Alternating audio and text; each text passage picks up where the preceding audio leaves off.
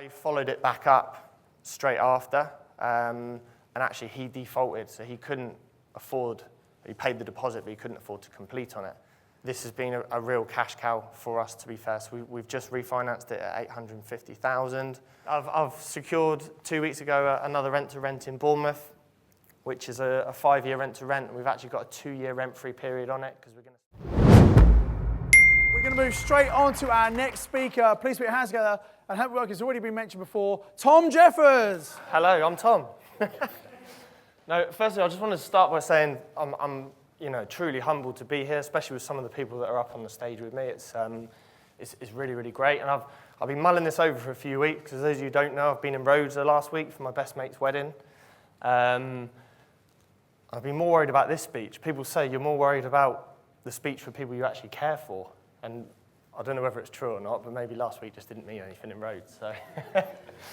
So, I just wanted to give you a little, brief intro on me and my investing journey for those of you who haven't heard it or haven't seen it before.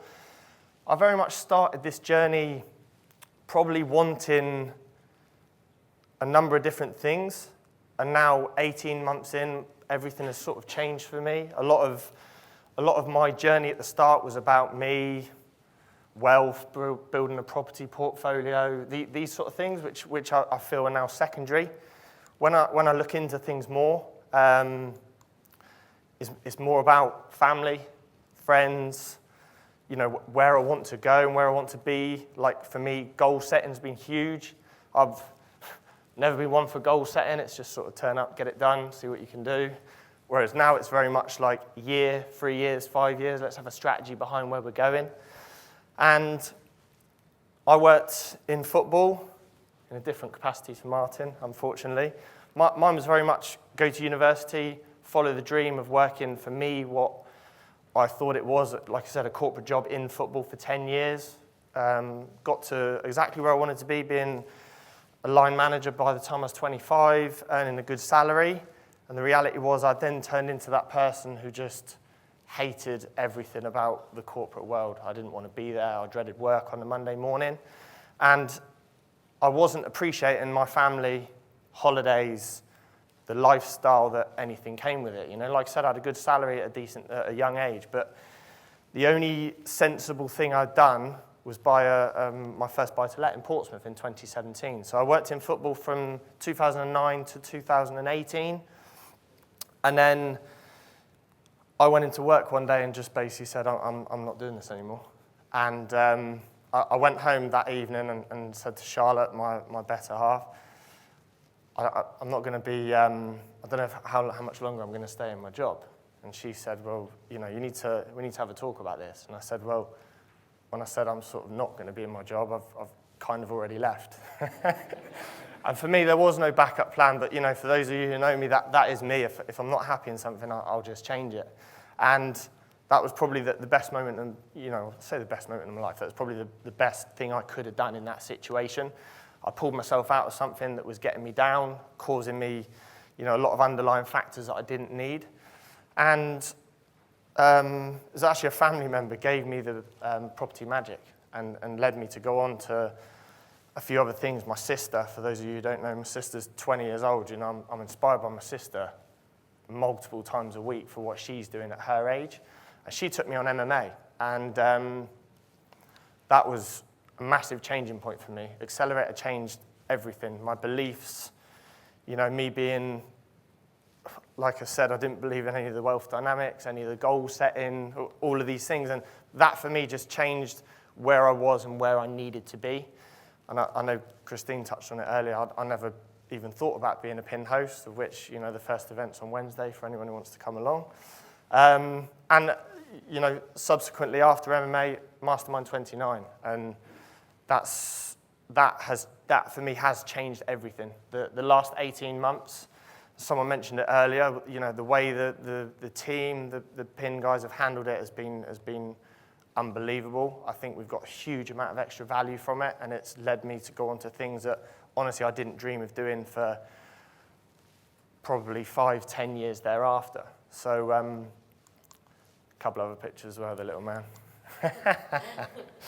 So yeah, that's my little boy Oliver. He's coming up to 3, and it's just made me, appreciate him and family a lot more over the last 18 months. And I feel it's a big part of the story. Like the last one, loving a decent lager. People have said it earlier, you've got to enjoy yourself. You've got to have fun.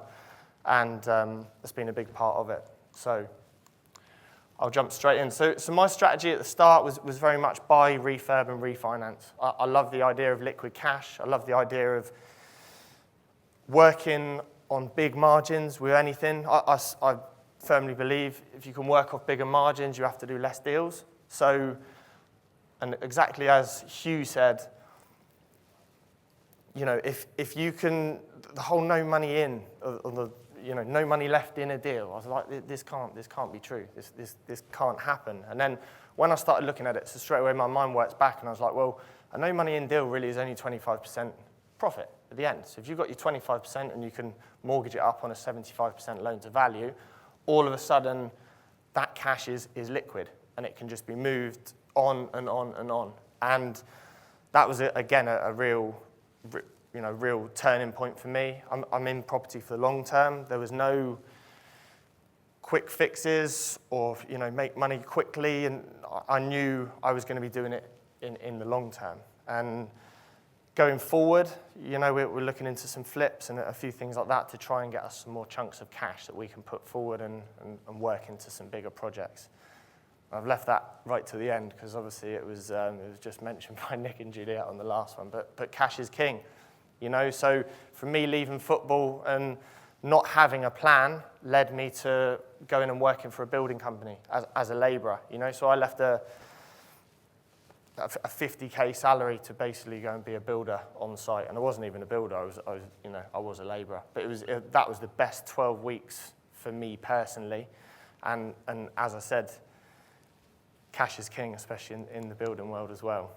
So I just wanted to run through a couple of quick projects. So these two mean the most to me. They're not necessarily particularly this one, it's not the biggest deal, but this really changed the way I thought about anything. So for those of you who don't know, this was a little commercial to residential project in a place called Charminster in Bournemouth.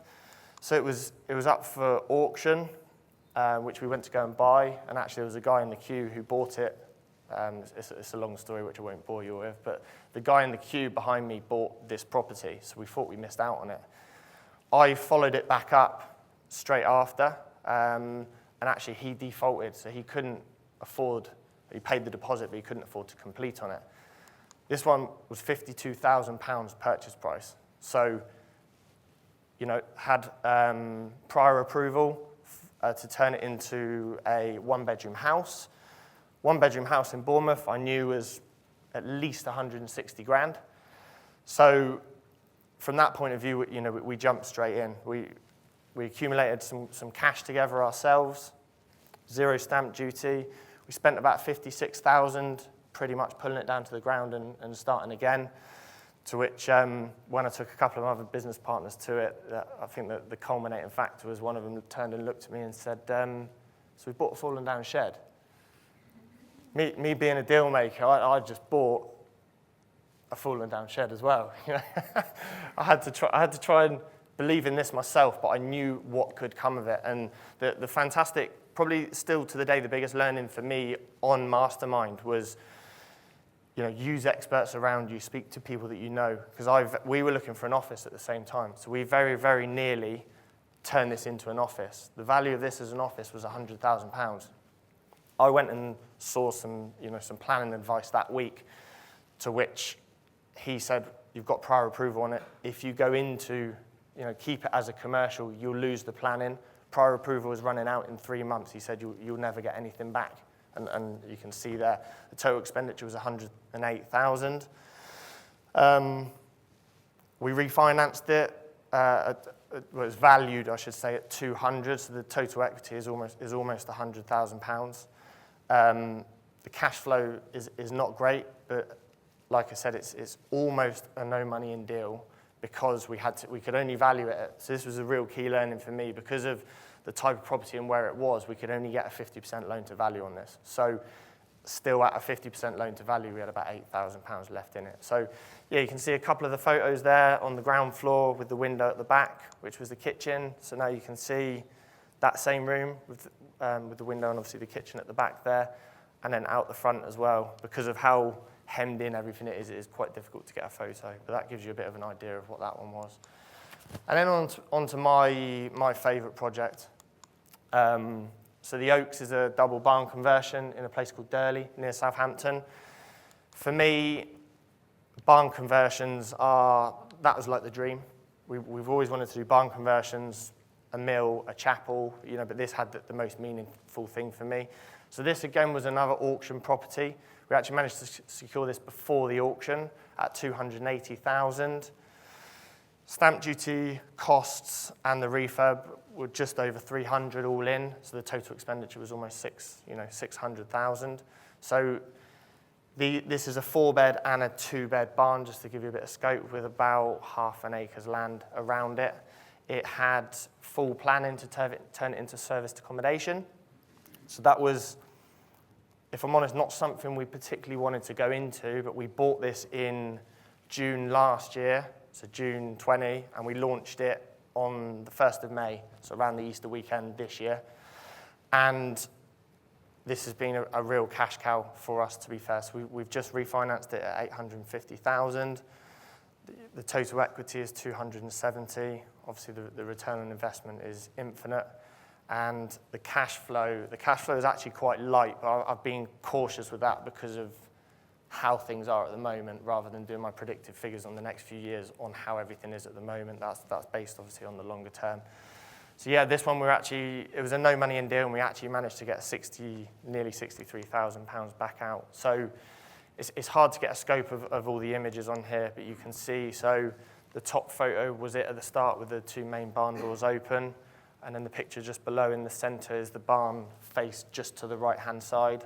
So we've got obviously full glass frontage, and we opened up, if you can see there, the little piggery windows as well.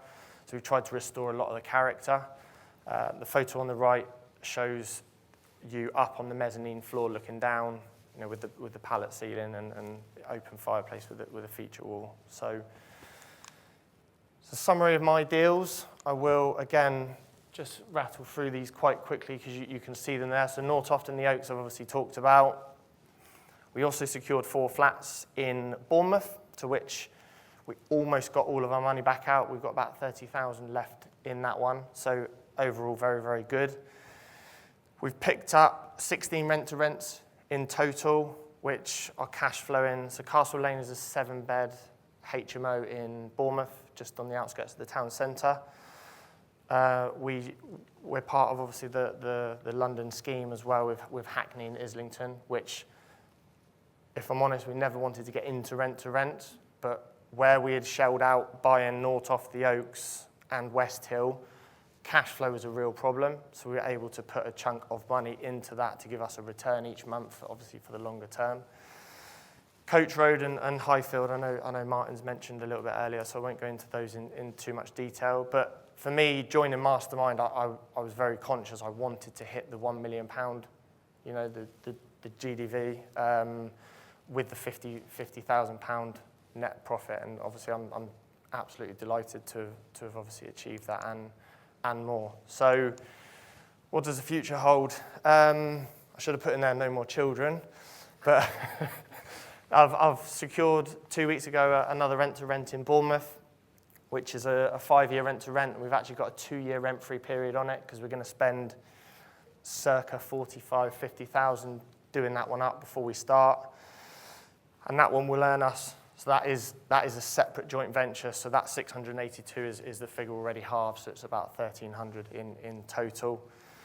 I'm working on some fantastic stuff with the UKPA, so thank you to the work that those guys have obviously done for us as well. That we're looking at a huge commercial to residential in Bournemouth Town Centre, which could be 10 flats. So we're looking at about £1 million purchase with just over 2 million GDV on that one. For me, the JV relationships are thriving. Again, that is something that I came on this course not expecting to find joint venture partners. The value that's given me has been phenomenal. Teaming up, early doors with Martin has been has been so good for me personally and for what we've been able to do. And we actually met up, me, Hugh, Neil and Martin last week, and went round Wakefield and saw the delights and the weather. To which I actually asked his daughter, what's the weather like up here? She goes, awful. It rains 1,000,000 times a day, she told me. And property entrepreneur. So yeah, I've signed up for property entrepreneur next year as well. So I'm really looking forward to starting that next month. Just a few little top tips. I've talked about a few of them before. Trust the process. Believe in yourself. You know, take tangible action every day. Don't just take action every day, because action is such a vast word, you know. Take tangible action. Make sure you're doing something every day that you can see the results. Whether it's 5 minutes or 5 hours, just do something. Have a reason, and obviously have fun, because what's the point if you don't? And, you know, I speak to people about this all the time, and it's interesting for me going on Property Entrepreneur, because they said you need to focus on getting your sleep and going for walks and doing all these things. I think you do to a certain extent, but I always say go to bed a little bit earlier, get up a little bit earlier, because honestly, I've normally won the day by 7 o'clock. With what I feel I've achieved at that point in the morning. And finally is just to say thank you. You know, like I said, what it means to like me and my family with what I've achieved in the last year has been, you know, spot on. And there's some people in this room, you know, particularly Martin, obviously Hugh and Dagmar as well. What you've done for me and my family, I'm eternally grateful. So, yeah, I just wanted to end on that note. And like I said, thank you all for, you know, playing such a big part of this. And let's have a couple of beers tonight. Thank you. I do hope you got massive value from watching this YouTube video. I'd encourage you to click on the link below to come and do the online training with me. And I've got another video lined up for you, which I think is also going to be really useful, that you should watch once you've registered for the online training with me. So invest with knowledge, invest with skill. I'll see you very soon.